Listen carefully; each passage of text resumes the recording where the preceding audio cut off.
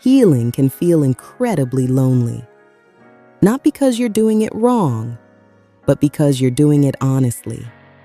When you start healing, you begin leaving behind versions of yourself that were built for survival.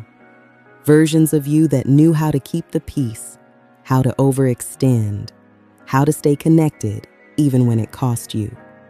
And not everyone recognizes you without those patterns. The people who benefited from your overgiving, your silence, your emotional availability, may not know how to connect with the healthier version of you. And that can feel confusing because you're doing the right thing, but it doesn't feel rewarding yet. Psychologically, this is called role transition.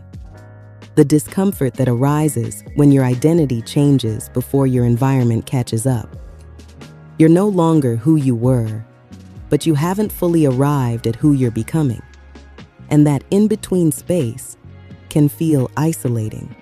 You might notice fewer invitations, less constant communication, more quiet. Conversations that used to feel easy now feel forced. Spaces you once fit into now feel misaligned. And your mind may try to tell you something is wrong, that you're doing too much, that you're being distant, that maybe you should go back to who you were. But that version of you was surviving, not thriving. Healing isn't loud, it's not always visible, and it's rarely validated in real time. It's internal, and internal work often happens alone. There's a kind of silence that comes with growth, not empty, but intentional. A space where distractions fall away, and you're left with yourself. Your nervous system is learning safety without chaos, which means you're no longer pulled toward intensity just to feel connection. Your mind is learning peace without distraction, which means you're not constantly filling the silence to avoid discomfort.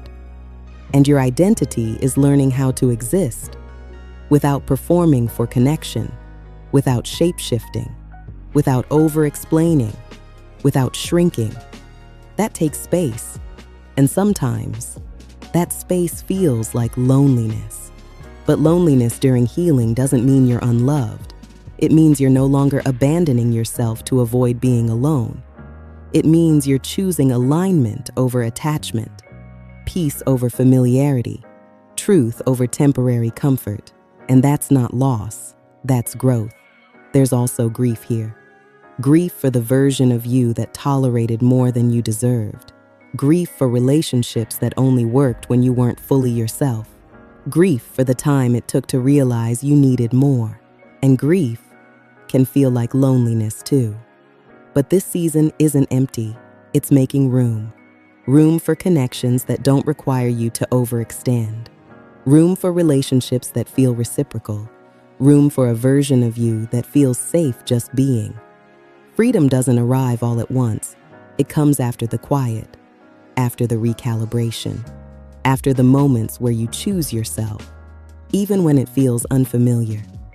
It comes when your nervous system realizes, I don't have to work so tirelessly to be loved. And slowly, what once felt like loneliness starts to feel like peace. Not the kind of peace that feels empty, but the kind that feels steady, grounded, safe, yours. Healing feels lonely before it feels free, because freedom begins with self-trust, with choosing yourself in quiet moments, with staying instead of abandoning yourself, with allowing the space instead of rushing to fill it. And even if it doesn't feel like it yet, you're not alone in this. You're just becoming someone who no longer leaves herself behind.